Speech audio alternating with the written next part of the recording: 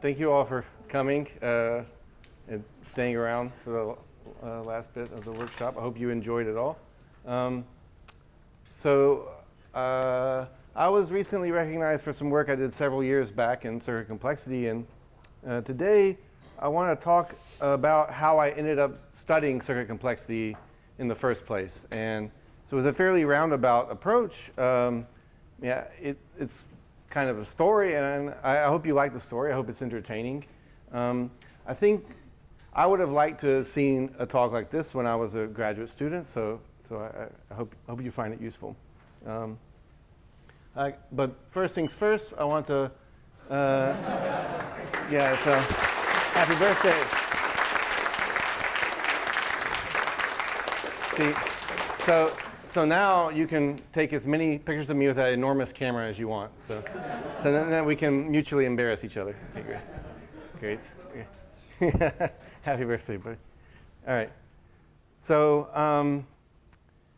I got into circuit complexity, I would say, purely by accident. So when I was a PhD student, I was interested in many different topics. Circuit complexity was just one of many different things that I wanted to learn about. I knew a little bit about circuits, but I knew a little bit about a lot of things just from reading. And for a long time, I found it hard to focus on any topic. I just wanted to learn about everything in TCS, and like the publications that I was doing were like, just kind of all over the place. But there was one topic that I was particularly interested in, and it apparently had nothing to do with circuit complexity whatsoever. It was related to P versus NP, but it was like, for the people who believe P equals NP, what is the first step that you might take? And the first step is to get an improved exact algorithm for NP problems. So the setup is I'm given some arbitrary verifier algorithm that reads some W bits of the witness, and that W will depend on the length of the input X. It runs in some T length of X time. Okay? You've just got some generic verifier algorithm, like an NP verifier, and you want to find a deterministic algorithm which beats exhaustive search. Okay? So it runs in strictly less than, enumerating all the possible witnesses and running the verifier time. Okay? And it does what you want. Given an input, finds a witness that makes it accept, or it concludes there's no witness. Right? So we have this obvious algorithm, this kind of dumb algorithm of trying all the possible witnesses and seeing if any worked. Is it the best possible? I mean, such a simple question. It seemed like so fundamental and so basic, and if for the people who think or that maybe think, oh, maybe we're not so certain about P different from NP. Well, the first thing to do is to beat exhaustive search. Before you get a polynomial time algorithm, the first thing is to just say, can you just beat the dumb algorithm, right? So this sort of question was just very, very fascinating for me, and there was a lot of literature already about ways of beating exhaustive search for NP-hard problems. It's a really beautiful area. Here are just a few of the results that are known. For example, traveling salesmen on in-node graphs or within cities. The obvious algorithm tries all n factorial ways to go through the cities. You can get about to the n time, and this is nowadays standardly taught in algorithms courses, like it's the dynamic programming algorithm. Like the subset sum problem, you're given n numbers. You want to know if there's a subset of these n that sum to 0. It doesn't take trying all possible subsets. You can get away with square root of the number of possible subsets. So 2 to the n over 2 times a polynomial. And that was already known in the 70s. And for like the 3-sat problem, with n variables, 2 to the n is the cost of exhaustive search, you can do much better deterministically. There's similar types of algorithms for k-sat. For each constant k, you can beat 2 to the n. You can do even better than TSP for a Hamiltonian path. There are some cases where the base of the exponent is actually really small. So maximum independent set on n-node graphs of degree 3. This is still NP hard, but yet you can really beat exhaustive search with 1.09, for example. So I guess my own contribution around this time I was thinking about them was like finding a max cut or like a min bisection in node graph, I figured out how to get something better than 2 to the n. So this was something I thought about a lot during my PhD. I did a lot of other work too. So at the Institute for Advanced Study down the road from here, I was a postdoc, and I was still very interested in these kind of algorithmic questions, but nobody else seemed too interested. And it seemed difficult to like convince other people to think about these questions. I mean, so I was hit with a daunting question of, so what? Right? Like you beat the exhaustive search algorithm. I mean, they still take exponential time. Like if you go from 2 to the n to 1.9 to the n, it's not clear. Okay, maybe you've increased like the tractable instances by like a constant factor in their input link, but not much more than that, right? And so, I mean, this really made me wonder, like, well, I think this is a very basic question. And so I challenged myself to try to understand, why do I think this is so interesting and so important, okay? So I asked myself, suppose I could get slightly faster algorithms for every NP problem, would the rest of theory change? Okay?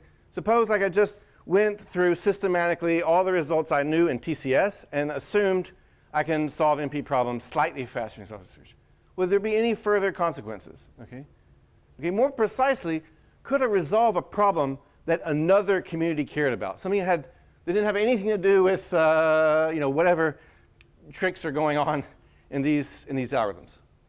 And so I read many textbooks and many papers, sort of trying to just plug in, like, okay, what happens if I could solve SAT slightly faster? And eventually, I found something, okay?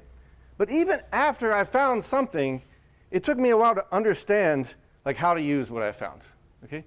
But this was sort of how I started in circuit complexity. It just turned out to have some implications in circuit complexity. But this is what I started with. I started with this question that I was obsessed with, and I couldn't get anyone else to be obsessed with it with me. Okay, so let me tell you the type of NP problem that I was studying and trying to understand the consequences of improving exhaustive search for that NP problem.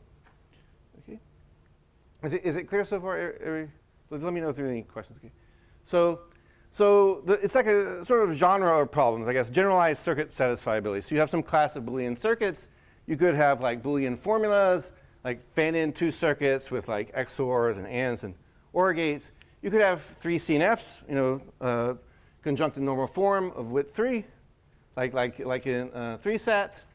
For any such class of circuits, you can define a CSAT problem, okay, where you're given a circuit from this class, call it K. It's got n inputs, and you want to know if there's a Boolean assignment to the inputs that makes the circuit print 1.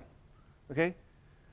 Now this is a very simple circuit analysis problem. Like, we're really just asking whether the circuit is trivial, whether it computes the all zeros function or not. Right? And of course, we know by the Cook-Levin theorem that CSAT is NP complete for practically all interesting circuit classes C, including 3 CNFs. Okay? And of course, it's solvable by brute force in 2 to the number of variables times the size of the circuit. Just try all the possible assignments. And so the question that I was thinking about, well, is for what C is there a faster algorithm? Okay, so we knew that for 3 CNFs there were faster algorithms. Okay, but maybe for formulas you could get a faster algorithm. Maybe for fan-in 2 circuits you get faster algorithms.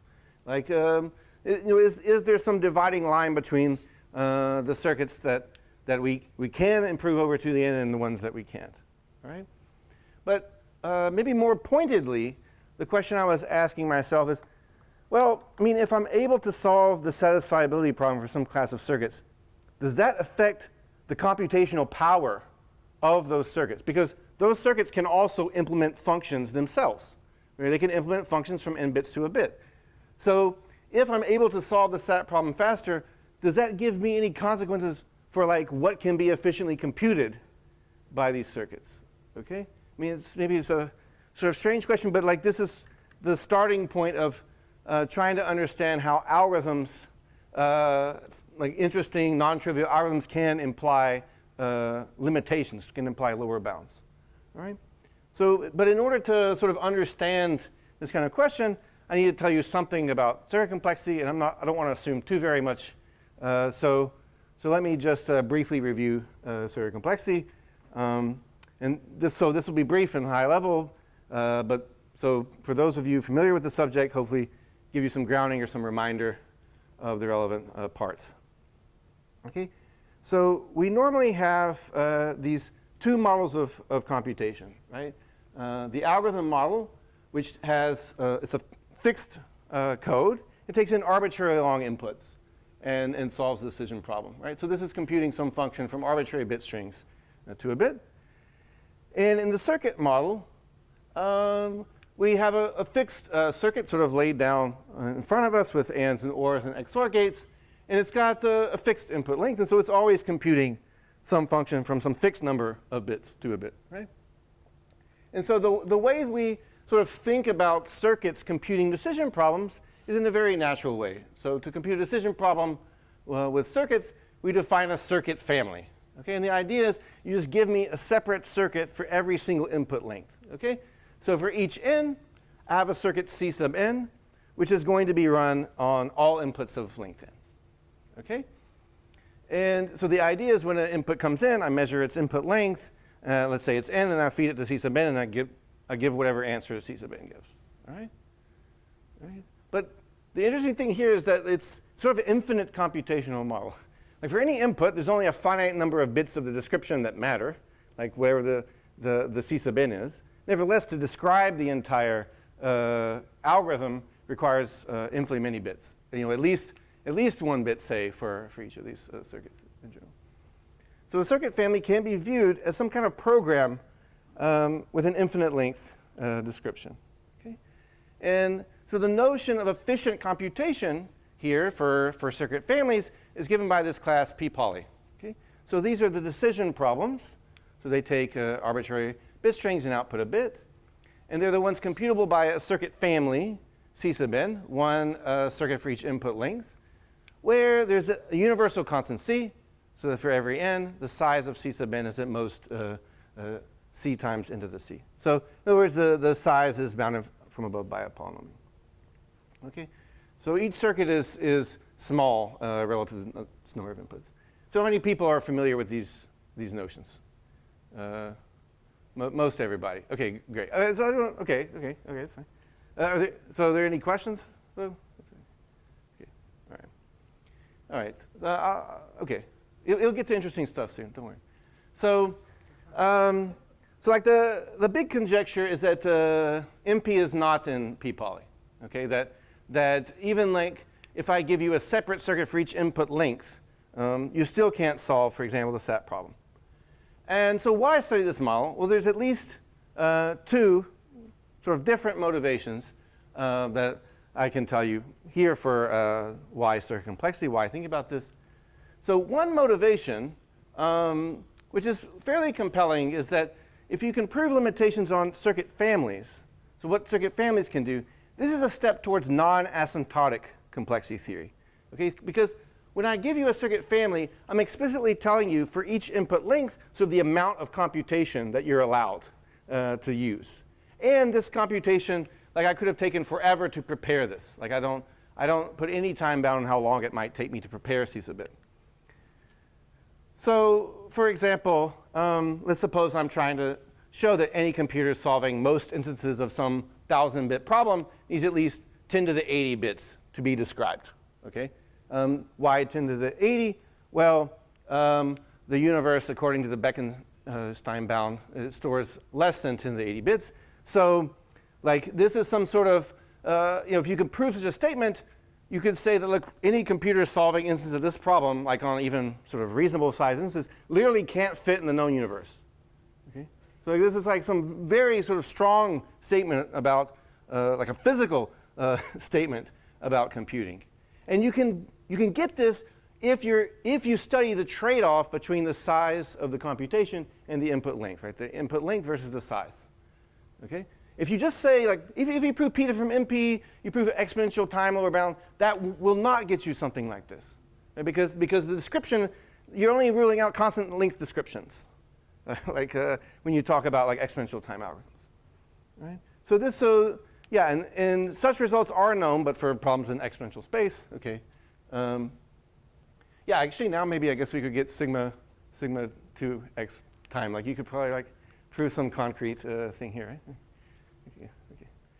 Well, somebody in the audience can do that. Yes. Sorry, I'm a little brain dead at this point. Yes. Yeah. Can you maybe say a little bit more about like why this falls from circuits dynamics or? Sure. So the idea is that like if I'm able to prove like circuit complexity lower bounds, then what I'm showing is like if I show you something is not in p-poly, right? Then I'm telling you, say, for infinitely many n, the size of the nth circuit is greater than like let's say like any polynomial, right? So if I like pick my n large enough, then in principle like I can find some n for which 10 to the 80 bits are needed, right? Because the point is that like this is the circuit size roughly, and then this is the input, which is what you get when you look at circuit complexity. So here we're just saying it needs at least that many bits to be described ever, right? So and that's what you get with circuits because you don't put a time bound or anything on like the time it takes to construct the circuit.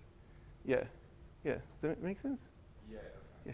Great. Good question. Yeah. Are there versions of p/poly where they do put a limitation on how much time you get to? Yes. So there's uniform versions of circuit classes as well. Like. Without, like for instance, if I allowed you triply exponential time to compute these circuits, what would we call that? It's not So triply exponential time. I mean, it sort of depends on what you're trying to compute. I mean, that will be a smaller class. Okay, that will always be because they're undecidable. Foreshadowing a bit. There's undecidable problems in p/poly. So no matter what time bound you put, right, it will reduce the number of problems you can solve, the set of problems you can solve. But for example, p uniform p-poly, like polynomial time uniform p-poly, is just p. So like if you make the thing tight enough, then you just recover polynomial time again. Yeah, but there's a lot of stuff in between that we don't understand as well. Yes. I think if you're given more than exponential time to calculate it, then it's basically just all exponential time uniform things because you can calculate the truth table and then just find Sure. But what I'm saying is there's undecidable things in p-poly, so you're not like computing everything. It depends on what you're trying to compute in the first place. Yeah, if I'm trying to ask whether x is in p-poly, then yeah, I could get away with like x uniform. But that's a completely different question, I think. Yeah. Okay, good. Right. So given this kind of notion of efficient computation, the natural question is to ask, okay, which functions have high circuit complexity? Okay, and the first answer is that nearly every function has high circuit complexity. So most functions require enormous circuits. Okay, this is a well-known counting argument with a matching upper bound. It says with high probability a randomly chosen function doesn't have circuits of size less than about 2 to the n over n, and every function has a circuit of size about 2 to the n over n. Okay, so if you just completely flip, random coins totally independently of each other, it's a counting argument. It says like, okay, there's going to be more of these long bit strings than there are small circuits. Okay, so one of these bit strings can't be computed by one of these circuits. Like, so if you set the size to be less than 2 to the n over n, you can show, okay, in fact, like with high probability, some completely random truth table is not going to have a small circuit.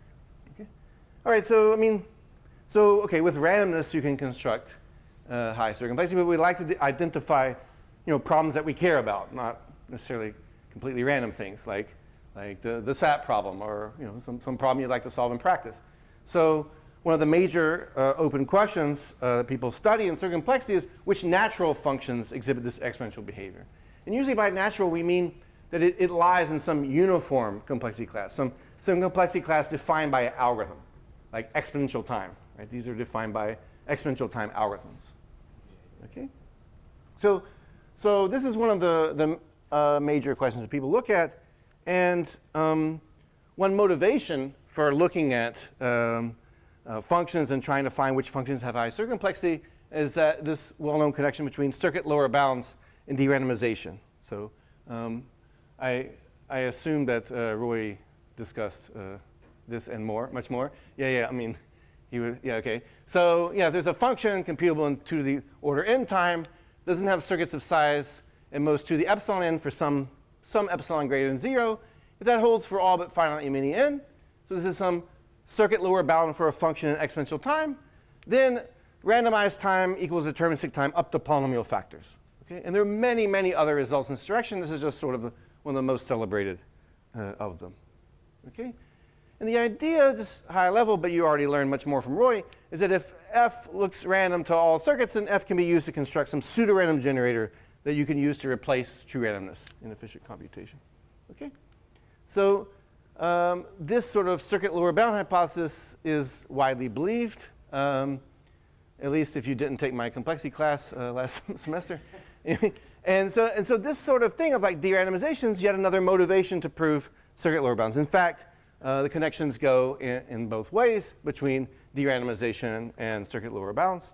But this is just sort of a one-slide motivation that's maybe unexpected application of looking at circuit complexity. Okay? Okay. So let me just say a few more words about how our algorithms compare with circuit families. Even if you've seen these sort of things before, it's useful to remember and to contemplate. So in general, like if I have t of n time algorithms on inputs of length n, they can be simulated in poly t of n size.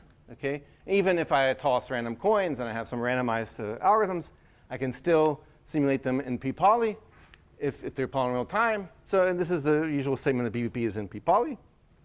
On the other hand, there are circuit families where every circuit is quite small and there's no algorithm whatsoever. Okay, so there are undecidable problems in p poly. So we can simulate time, including randomized time, with circuits, but we can't go in the opposite direction. And this really boils down to the fact that this really is a kind of infinite length description. And so you can even encode like undecidable problems in very small circuits by sort of spreading them across all the input links. Okay?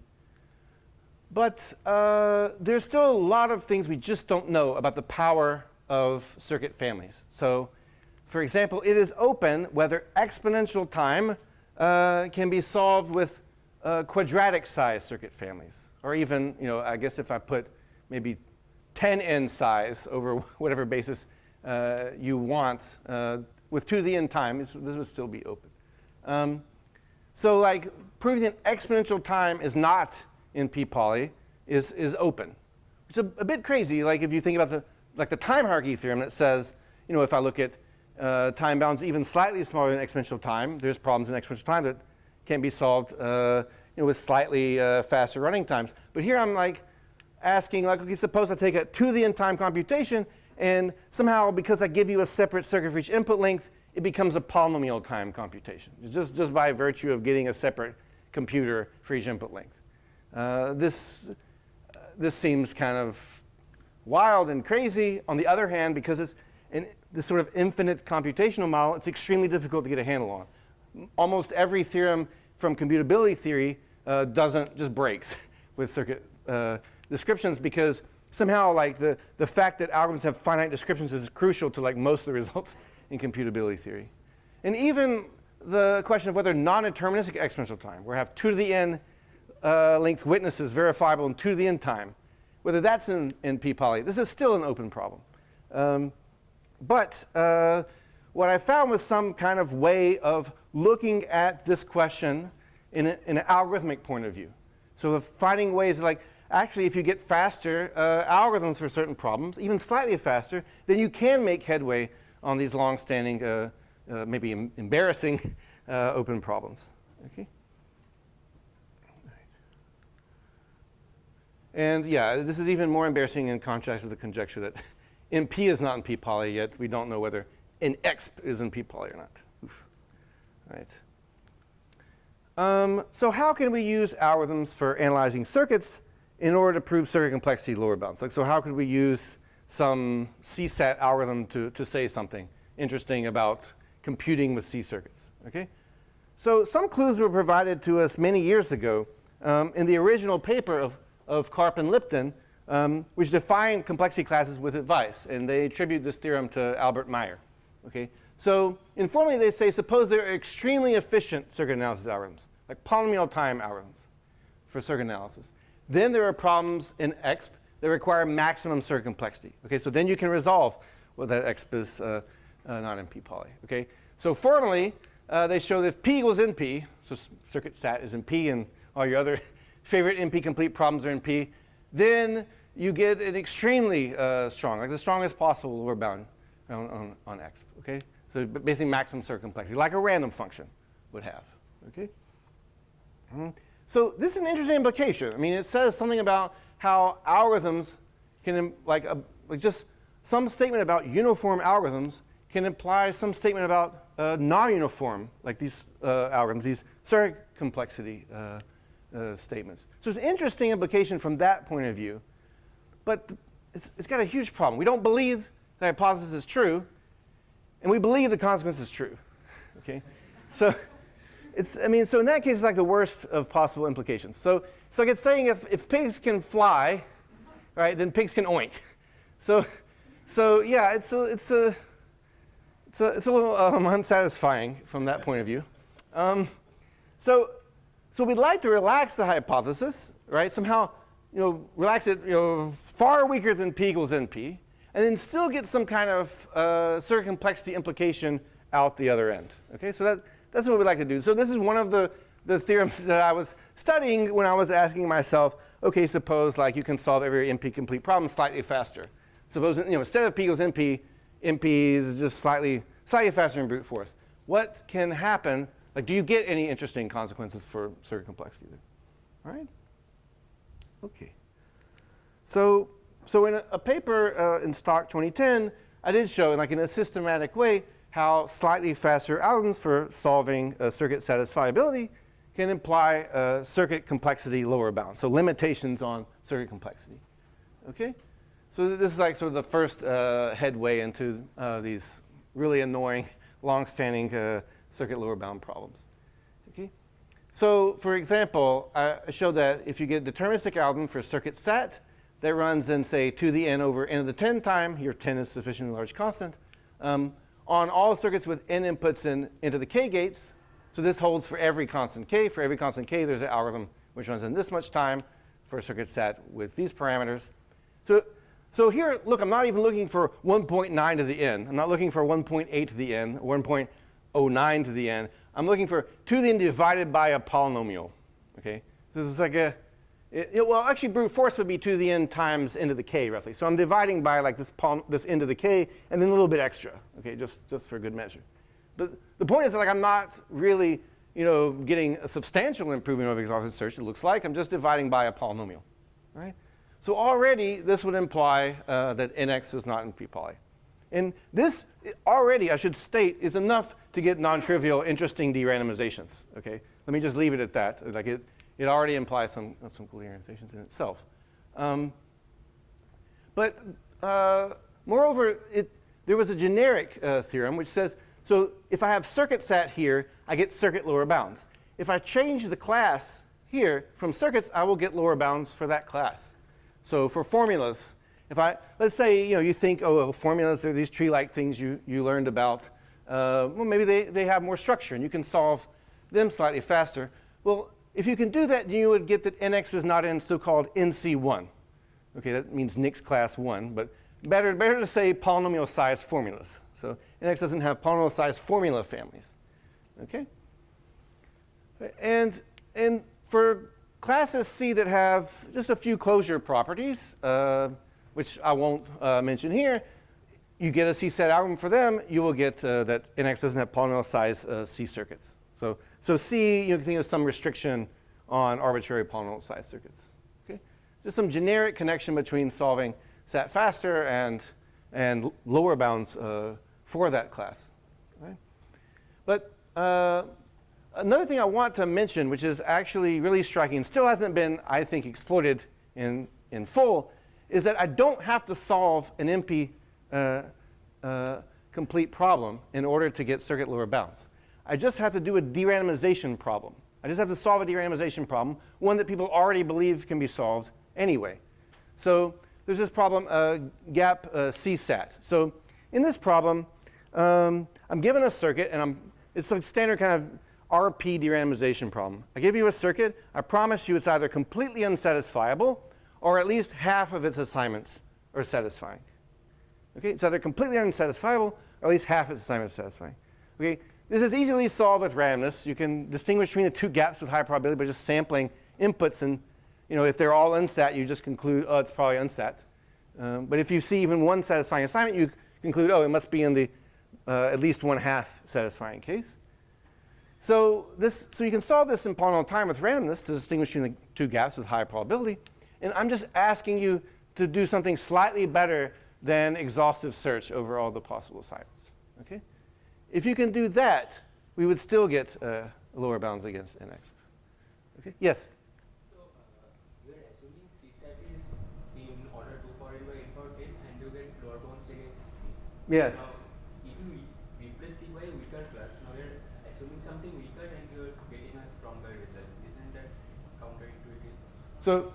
So I'm saying that not only,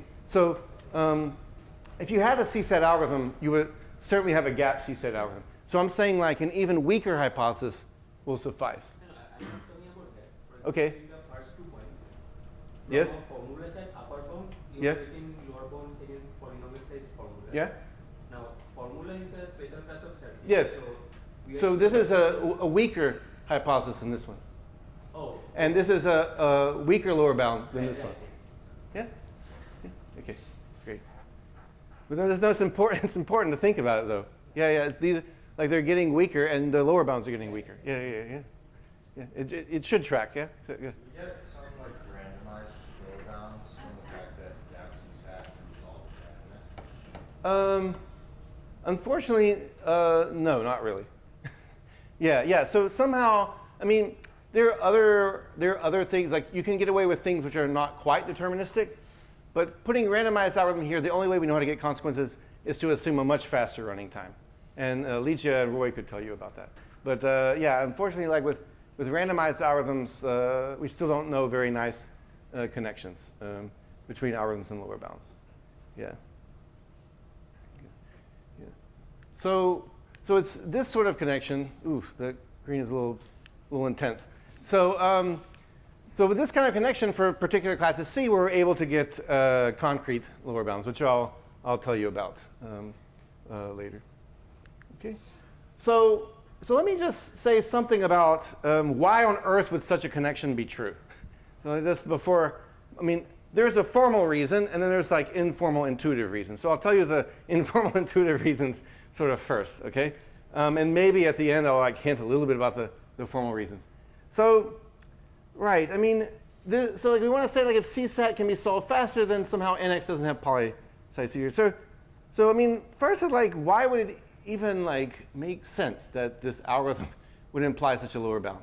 Okay, at the very least, I want to try to convince you that the quantifiers match up in some way in this statement. So like, on the one hand, I'm saying there exists some powerful non-trivial circuit analysis algorithm. Okay, and what does it do? It takes every circuit description, okay, of polynomial size. Okay, these are written in bits, and it tells me a yes or no answer about SAT. Like it's somehow, running slightly faster. It's an algorithm, and somehow over all the possible circuits, I can say something like interesting about it. And somehow I didn't just try everything. I somehow looking at the description helped me. Okay, so from this I can say, okay, there's some interesting algorithmically defined function. Okay, in this case, non-deterministic exponential time. So imagine a non-deterministic exponential time machine. Okay, so there's this machine so that for all circuits, so for all finite slices of this function, so restricting it to n-bit instances, for all efficient circuits, they cannot compute this interesting function. Okay, so there's some infinitely many input lengths on which this function restricted to n bits can't be computed by these circuits. Okay, so you get circuit lower bounds. So there's something going on at least with the quantifiers. Okay, just to sort of think. So it's like if you have a worst case algorithm which is somehow analyzing all possible circuits, we can turn this into some statement about limitations of all possible circuits. Okay, so this is actually an advantage of worst case algorithms that you might not have expected. Because usually people are like, well, why even have worst case? Because those are the instances, they're not the instances I do in practice. Okay, well, I mean, this is one motivation. Okay, so let me give some more intuition about why circuit set algorithms imply circuit lower bounds. Again, this is not like the real reason, but it's still some intuitive reason about why. So one intuition is that if you have a faster algorithm than exhaustive search for circuit set, it reveals some weakness of small circuits. Okay, so if you have a small circuit, this can't obfuscate the all zeros function as well as a black box can. Okay, so let me explain. Suppose I have sort of two setups. Okay, one, I have a circuit set algorithm that I can inspect the description of a circuit as much as I want. The circuit's of size n to the c. Somehow I can run in to the n over n to the 10 time and tell you whether it's got a satisfying assignment or not. Okay? Okay. If I have a black box over here where the only thing I can do is just probe, try various inputs and get outputs, okay, then this is going to require 2 to the n time. Okay, it's not hard to show that if you can't look inside the circuit and inspect it and try to do computations on it, then just looking at input and outputs is going to require 2 to the n time. So for every algorithm computing sat on a black box, in other words, it queries it as an oracle, you might like to say, then there is some box B, so that A must call this B for 2 to the n times. Okay? So therefore, a faster circuit set algorithm somehow is demonstrating a concrete difference between a white box circuit problem, where I give you the description and you can compute with it, and a black box problem. So somehow this is a limitation on what these sorts of circuit descriptions can do. They can't fool algorithms if they get to look at their description. Okay? There's just some intuition about how a circuit set algorithm could imply like a limitation on circuits. Does it make sense? I mean, it should make like complete sense because I actually don't know how to make this formal. Okay, so there's just an intuition. Okay. Right. Okay. So let me go back to the story. Okay. So I managed to find some cool consequences of improving exhaustive search. And so that was like this stock paper saying if you can get slightly faster algorithms for circuit set, then you can get circuit lower bounds. The difficulty is, no one believed these results could prove circuit lower bounds. And so it was a positive reaction. It was sort of like, wow, if you can improve over exhaustive search for circuit set, then you can prove circuit complexity lower bounds. Well, great. Since we're never going to prove circuit complexity lower bounds, this means you'll never improve over exhaustive search. Wow, what a nice theorem. It's a barrier. It's a barrier. And instead of an opportunity or something, right? So this was the reaction that I got. I mean, it was positive, I guess.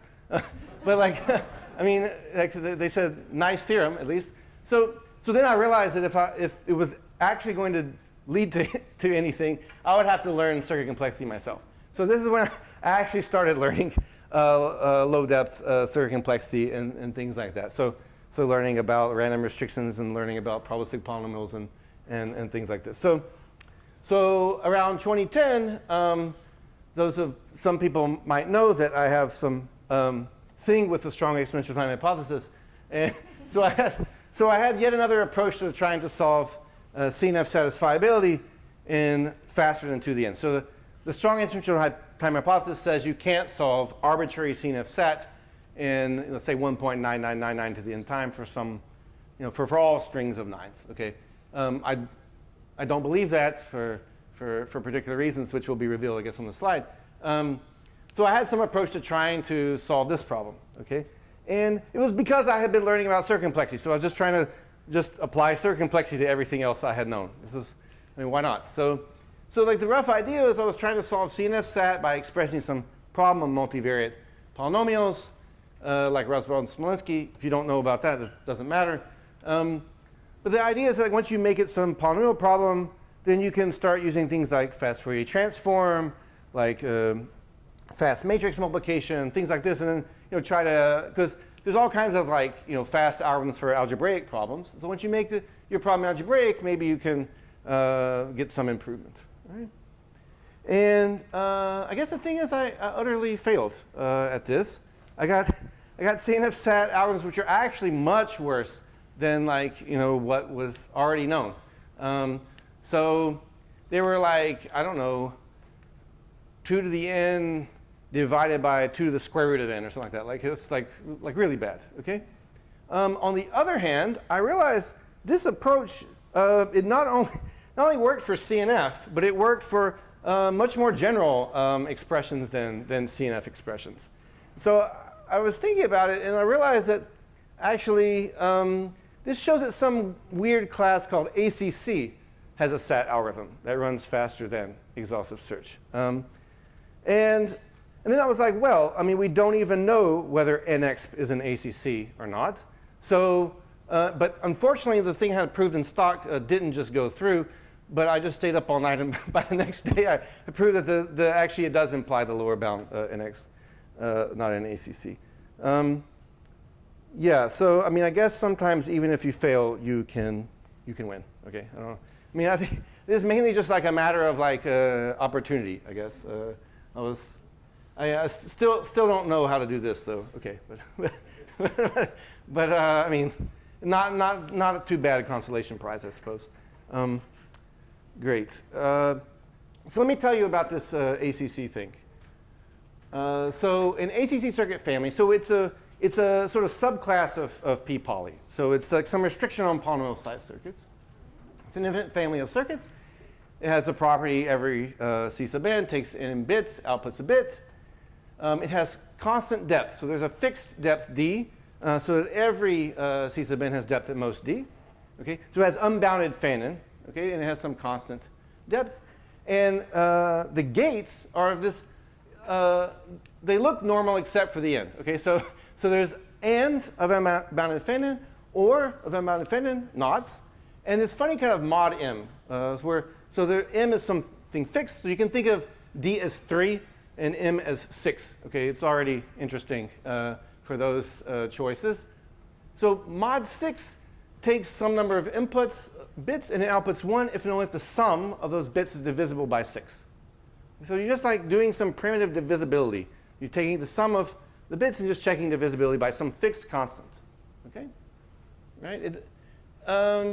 It's a sort of strange class, but it somehow arose naturally in a way that I will describe later. So ACC, I mean, I often call this annoying circuit class, but okay, but it actually means alternating circuits with counters. Okay, okay, I'll be more formal with you. Okay, but annoying circuit class is my preferred nomenclature, but okay. So the default size of C sub n is polynomial n. So you think of this as some restriction on p-poly. It's like I restricted the depth, I restricted this gate in some way.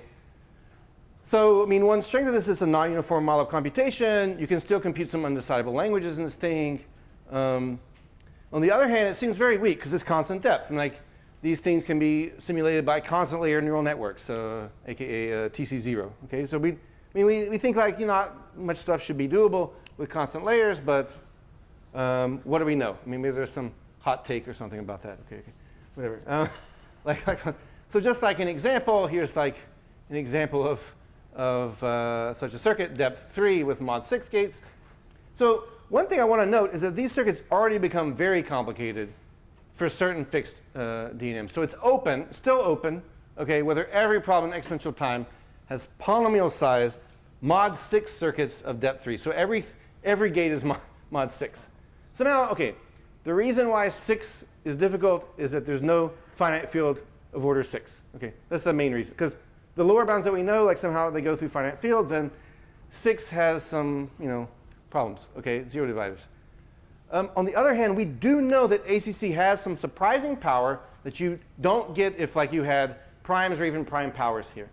Like so, if you allow like composites, we really do have interesting upper bounds. Okay, so Bryn Mawr Chapman and I proved a couple years ago that in fact every symmetric Boolean function like majority and so on has sub-exponential size depth 3 ACC circuits. And we know this is just completely false if you say don't allow prime power. So if you only allow prime powers or something here, then you have lower bounds. But somehow allowing like products of different primes in your composite, you can get some very surprising small circuits for this. So we do know that they're interesting, they do something non-trivial, but we just don't know how non-trivial their computations can get. All right? So let me say, where does this thing come from? Because it looks kind of out of the blue. Constant depth, mod 6, what? So there was a dream of the 1980s, which, as you can see from the font, turned into a nightmare, which was to try to prove P is different from NP by proving NP is not NP poly. Somehow make it way harder on yourself, and then you'll win. Okay. So So I mean, this is this is what Joris Hartmanis told me. Okay, was what happened. Okay. So unlike Turing machines, he was like, oh, people thought that logic circuits are fixed, simple devices, like there's just an and an or and a not going on, and somehow this should make it easier to prove impossibility results. But those things can just simulate Turing machines, so there's a small oversight there. Anyway, oh, this is being recorded? Okay, sorry. Okay, great. I love everyone. Okay, so everyone's great. So Aitai and first Saxon Sipser and Hostad showed that if you have AC0 without the and or, so with only and or and no mod m gates, okay, then you can't compute mod 2. Okay? All right? So they said, okay, if you just have ands and ors and nots and no mod m, you cannot do parity. You can't compute the parity function. All right? And so the natural question next will say, well, what if I give you the mod 2 function for free? Then you can definitely compute mod 2 if I make it part of the gate basis. Okay? So then Razborov and Smolensky showed in the late 80s, okay, well, you can't compute mod 3 even if I give you mod 2 and ands and ors and nots for free with constant depth. And in general, if you've got one distinct prime power, you can't compute another distinct prime power. Okay? All right? So the natural thing to do next is that, well, this thing works with prime powers because somehow we're reducing to polynomials over finite fields where we have prime powers. So Barrington suggested this ACC with just arbitrary mod gates, the next natural step. The next natural step in this sort of evolution of making the gate set larger and larger as you go. Okay? So he conjectured that majority is not an ACC. I guess I should note that this conjecture is false if I say exponential size depth 3 majority from the previous slide, that actually majority can be computed in sub-exponential size with a fixed constant depth. So this is a difficult problem, and some time passed and nothing much happened. So then in the early 90s, people conjectured, well, try to prove that SAT is not an ACC. And some time passed and not much happened. And so then in the late 90s, people conjectured, well, show that NX is not an ACC. Okay? And this thing ballooned into super embarrassing open problem, which was somehow resolved by looking at circuit analysis algorithms and circuit set algorithms.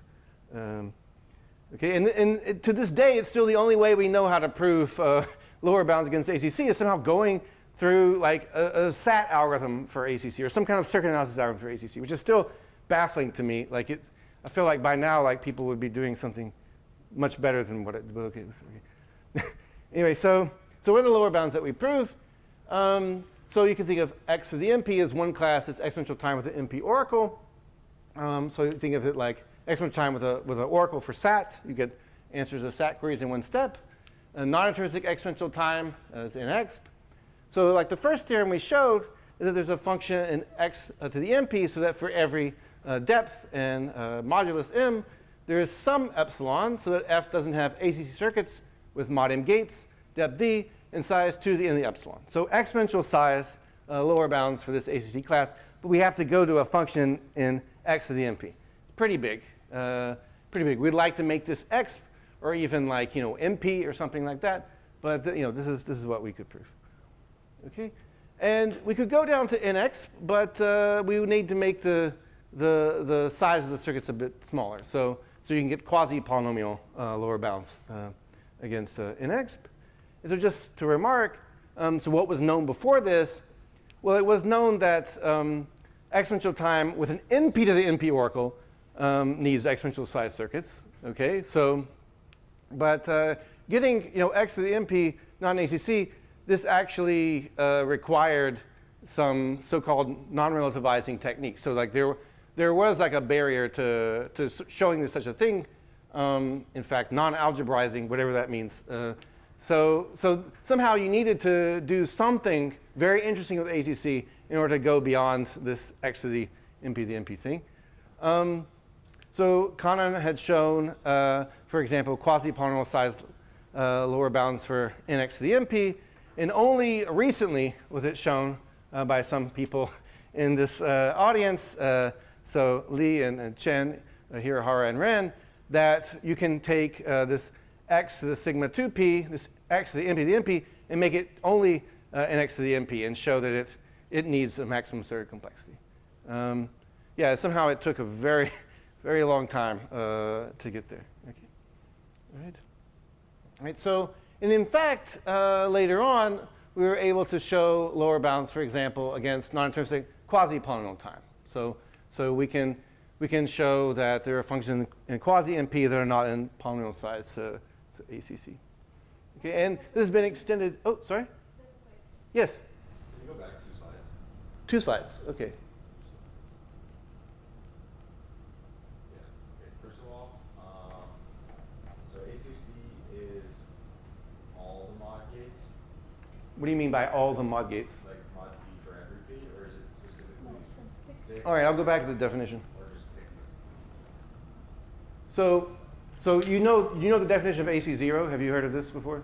Right. So you fix the depth D, and then you design the whole circuit. So with ACC, you fix the M. It could be any M you want. You fix the M at least 2, some integer at least 2, and then you design the whole circuit, but with only that one. And so you don't let the mod doesn't get to grow the circuit size, just like the depth doesn't get to grow with AC0. Does that make sense? So that's why I said like you could just set M to be 6 and D to be 3, and somehow things are still very interesting and wide open by and large. The other question Yeah. is, why is it Alternating alternating? circuits, because so just like so AC0 is alternating circuits, because in general if you have an OR of an OR, you can smash them into one OR, right? And so this is like that, but with counters. Like if you have an AND of AND, you can always make it like alternate between ANDs and ORs at each layer. So it's like that, but with counters. Does that make sense? Yeah. If I want to drive down the epsilon in your result with grid, Yes. do I need to take a larger and larger mod? You do. In fact, you need more prime factors. You need more distinct prime factors to drive it down. It's like the number of prime factors is the determining thing. Yeah, but it is weird that you can do that. Good. More questions? Okay, more animations. Great. How much time do I have left? Like 5 minutes or something? Yes, Roy? Yes, 5 minutes. Okay, great. How was it proved? All right, that is my next slide, right? Okay, good. So we have some circuit class like ACC. So first of all, there's this connection between circuit set and circuit lower bounds. And then there's a concrete algorithm. Okay? And the interesting thing here is that we have this algorithm that for sub-exponential size circuits runs in 2 to the n divided by 2 to the n of the epsilon time, okay? Which is way more than what we need to get this lower bound consequence up here. And so it gives a stronger algorithm than necessary, and this is exactly the starting point of the quasi-MP lower bounds and other subsequent work. That the SAT algorithm that we got when we failed to get a CNF SAT algorithm that would beat strong ETH turned out to be useful, okay? Right, so let me skip the algorithm for ACC SAT. Let me just sort of jump to how circuit SAT yields circuit lower bounds. But if you want to know more about the SAT algorithm, I can tell you offline. So this is the kind of theorem we want to show, right? So now I'm going to tell you at a high level how it really works, not just this sort of hand-wavy intuition. So we want to say a SAT algorithm running slightly faster than exhaustive search implies a circuit lower bound, okay? So we're going to prove it by contradiction. All right? So we're going to show that if we assume both that NX does have polynomial size circuits, so some algorithmic hypothesis, but like a non-uniform one, and we have a faster CSAT algorithm together, then we can get some contradictory simulation, simulation so good it cannot be true. So we will show that every problem solvable in non-deterministic time to the n can be simulated faster in non-deterministic time little o of 2 to the n, so strictly faster. Okay, and this contradicts the so-called non-deterministic time hierarchy theorem, which says that there's always some hard problem that's solvable in non-deterministic 2 to the n time cannot be solved much faster, like little o of 2 to the n. So little o is like 2 to the n divided by an unbounded function. Right? Okay, so let me just give you like a really high-level sketch of how this kind of thing works. Right, so how might we try to get some generic simulation of arbitrary non-deterministic problems? Well, what does a non-deterministic problem look like? You take a problem L, and you have a non-deterministic 2 to the n time algorithm for it. So given an input, we decide it by doing two things. Right? We guess some witness of order 2 to the n length, right? And then we check the witness in order 2 to the n time. Okay? So we have two phases, right, in a non-deterministic algorithm. And the idea is that using these two hypotheses, we will speed up both of the parts, both the guessing and the checking. Okay? And somehow the guessing is related to the hypothesis on nx, and the checking is done by the SAT algorithm. Okay? And this is exactly how it works. Okay? So somehow we can guess a witness that's smaller. In fact, assuming nx has poly-size C circuits, you can guess a polynomial size witness that will encode the solution to an X problem. And then the checking of the witness can be done by somehow succinctly representing the entire checking of an nx computation by a single circuit SAT instance. Sort of checking unsatisfiability of some circuit that's got the witness plugged in is like solving SAT faster will do the checking for us faster than 2 to the n. This is the very high level idea. And maybe for now, just to make sure I don't take too much time, I will skip the rest, but you can ask more later. Okay, so let me just flash a big overwhelming slide about all the extensions and follow-ups that happened. Yeah, I mean, so just to pick a few things, so like Licia and Josh Allman used an algorithmic type of method, so some faster algorithm for certain problems, to show that there are matrices in P to the NP, that computable in P to the NP, which are far in Hamming distance from any low rank matrix. And these are so-called rigid matrices, which are very interesting for the point of view of proving lower bounds on linear transformations. But these things have been extended to almost everywhere lower bounds, like things that hold for almost every input length, average case lower bounds, depth to neural network lower bounds. In that case, we can actually get lower bounds against NP. Another thing I want to highlight on this overwhelming slide is some work of Rahul Santanam from last year, who shows some plausible algorithmic hypotheses which would imply separations of uniform complexity classes, like P different from P space, P different from NP, things like that. But these hypotheses are very weird. They're not at all like SAT. They're like some sort of sampling hypotheses, okay, like some random sampling hypothesis. I just wanted to highlight that people are developing ways of trying to prove lower bounds like P different from P space also by algorithms. Okay, open problems. Well, we want to replace quasi-NP with things much smaller, like NP. Maybe we could prove NP is not in poly-size ACC.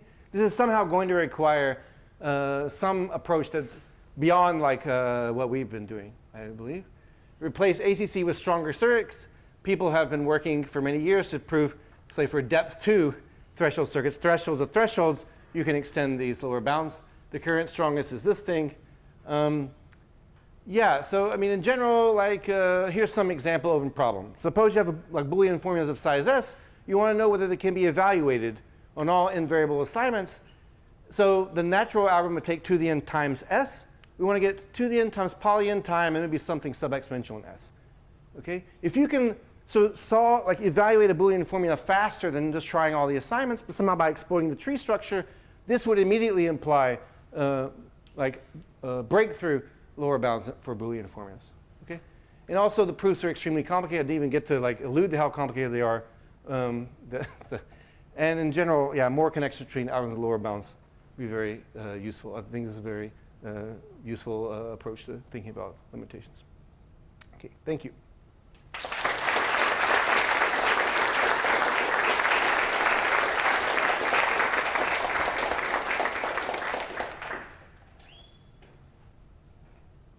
Yes, Newton. So you said that when even today we do not have like a direct way of obtaining a lower bound for ACC. So I mean, we have a way. I mean, yeah, it is. like I mean, but yeah, I feel like I can call it indirect at this point. Yeah. Yeah. I mean, the proof works, but yeah. Yeah, what you were saying was maybe what you would like to have is maybe like AC0 type lower bound or something that you kind of look at the circuit and then. Yeah. I mean, I feel like what's going on with this connection between SAT algorithms and NX lower bounds, it still feels like we're proving the limitations, but it kind of at arm's length, or maybe like we're it's like some sanitary box, and we touch it with like these gloves or something, but like these glove boxes, but like we can't actually get in there and just pull the circuit apart and say something interesting. Yeah, I feel like the algorithm exploits like a representation of ACC that everyone believed should imply lower bounds, but we just didn't know how. And so using this algorithm you can get it, but it's like something much more direct that does not generalize, that is not generic, would probably be like something that is only specific to ACC and didn't work like in this generic way would probably be more powerful. Yeah. One follow-up question. So in the last step where you use the time hierarchy and get Yeah. contradiction, do you expect that this step could be like contradicting something else? Oh, absolutely, yes. Okay. Yeah. I mean, like some hypothesis about Kolmogorov complexity or something, like for example, or whatever. Yeah. I don't think it's interesting, right, that it uses a diagonalization and that like almost all these things, but because we know that diagonalization alone can't prove strong lower bounds. So somehow this is like a non-algebraizing, non-relativizing barrier, like avoiding thing that somehow is using a clearly relativizing component. Well, it's got all these other components too. So I mean, yeah, but it is a little unsatisfying, I guess. Yeah. Yes. Sort of a philosophical question. Yes. Is it better to think of it as improving circuit side algorithms to be better than the naive thing gives us lower bounds? Or Yes. should I think of it as de-randomizing the best known algorithms for circuit side exponential time Yes. give us? Because this feels like. Why not both? Okay. So yeah. Yeah. I mean, I think both, like whatever works, right? Like but somehow the SAT algorithms are easier for me to think about, but yeah, I mean, Yeah, because Yeah. once you said that we do not randomize algorithms of those running times, yes, it looks like it's so we know how to go from hardness to randomness. yes, And in the algebraic setting, we also know that if you can de-randomize things, Yes. you can show lower bounds. yes, And this felt something along those lines. yes. It's like De-randomization. extremely weak de-randomization already implies lower bounds. But sometimes it's easier to just go for the whole SAT algorithm. I mean, it's hard to explain why without, like, because I didn't even get to show you like a single SAT algorithm. Sometimes it can be easier to just go for the SAT algorithm instead of, like, sometimes it's difficult to exploit this promise that there's so many satisfying assignments. Yeah, I don't know. And Yeah. the reason we needed NEXP in Mhm. the proof, as in why it worked for NEXP was, correct me if I'm wrong, Yeah. we want to be, at least mechanically speaking, we want to be able to guess. Yeah, I think already at the high level it makes sense. Yeah. So like already, the reason why this, so the point is that if you assume NX has small circuits, you can actually show that this means that every NX verifier has witnesses that can be represented by small circuits. And so that's where this comes in. It's to do this sort of thing. Like we want to guess and check. Yeah. Right. So and then If you put exponential time in there, if you put exponential time in there, you get like time to the n can be sped up with non-determinism, but we don't know how to contradict that. we don't know how to. Yeah. You would get something like that we don't believe, but we just don't know how to prove That one, yeah. So then once you want to make the jump to quasi NP, Yeah. what changes in the algorithm? So what happens is that you have to prove a different. So this NX has polyset circuits implies these witnesses. That's the so-called easy witness lemma. We had to prove something like that for quasi NP. Okay, but then what you end up showing that n time, like say n to the log squared n is an n time little o of n to the log squared n. That's what you end up showing, something like that. Using a circuit SAT algorithm in the same way as before. So it's still contradicting non-deterministic. Yeah, but you need a faster SAT algorithm to get that contradiction, because there's some overhead in this sort of guessing, and you want to offset it with like your faster SAT algorithm. So if we are still hoping to stay within the realm of non-deterministic, like if our final contradictions are still going to be non-deterministic time hierarchy, Yes. And we assume all miracles that we can possibly want, but in the end it's going to be contradicting this, then what's the best circuit class we can, so what's the best class we can roll over? I mean, if we assume P equals NP, we can get, X, lower bounds. So, but maybe this is not what you. I mean, you can get like extremely strong.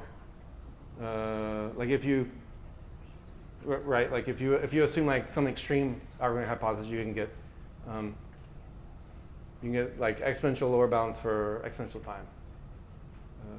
Right, that's what I mentioned before. I also didn't prove that, but I can tell you how it works after the lecture. Yeah. Yeah, you mentioned the sort of proofs of this paradigm are often very complicated. If we wanted to just understand sort of the basic structure of how we like a paradigm, Yeah. do you have a recommended reference? Yes. I can. There's got to be some YouTube video of me doing this well, somewhere, and I can try to find it for you. I mean, I have to have done it well at least once. I don't know. But yeah, I mean, really, this is the high-level idea, though. This is like This is really the framework for doing it. Yeah. I mean, but there's like a lot of. The thing is, there's like in every step, there's like a bunch of technical details to get that intuitive part to go through, and then the SAT algorithm itself is like another technical thing. Yeah. I mean, I think this almost necessarily has at least like 3 different moving parts, like how to go from 1 to A, from 2 to B, and then getting the SAT algorithm. So there's like at least like 3 like annoying parts, and which get moved around and like perturbed as you try to prove a different lower bound. Yeah. Yes. So SAT algorithms don't always just find a satisfying assignment. That's right. They also reveal something extra sometimes. They can. Yes. You can have algorithms for CNF SAT which also compute an equivalent DNF, or Which also do what? Say it again. convert the CNF into a DNF. Sure. And Yes. Yes. For example, there are satisfiability algorithms that output assignments of a particular form. Yes. But if you put this in the hypothesis, you Yes. get extra stronger circuit lower bounds. We don't know how to use this here. So because all I'm doing in my checking here is I'm just checking whether it's unsat or not. And again, I don't know how to use like extra properties of the witness I got from satisfiability to say something. This is a very interesting question, though. Yeah, I mean, in fact, that the ACC SAT algorithm that is used gives you way more information than just a satisfying assignment. In fact, it tells you for like all these sort of prefixes, can they be completed to a satisfying assignment? Like, it tells you like so much more information, but I don't know how to exploit them.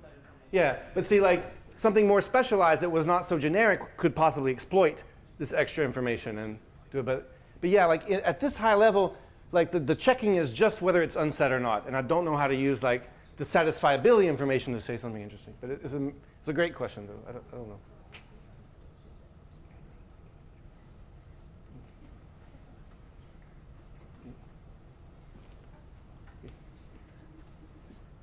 Maybe I should say, oops, okay, going through my slides. Yeah, okay, yeah, thank you. Yeah.